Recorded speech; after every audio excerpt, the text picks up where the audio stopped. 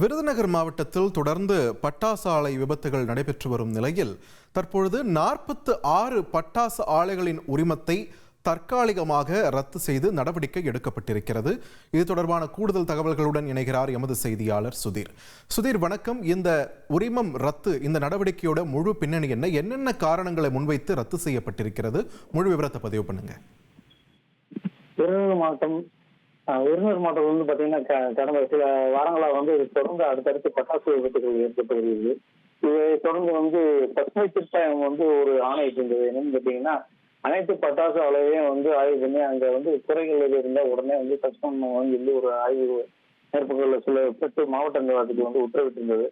அதன் அடிப்படையில் வந்து கடந்த ஒரு வாரத்திற்கு வந்து 15 குழுக்களாக பிரிச்சு 400 பட்டாசு ஆலைகளை வந்து ஆய்வு பண்ணதுல வந்து பாத்தீங்கன்னா 46 பட்டாசு ஆலைகள்ல வந்து விதிமீறல் இருக்கு. அதாவது விதிமீறல்னா எப்படின்னு கேட்டீங்கன்னா, சரியான பராமரிப்பு இல்லாம இருக்கும்.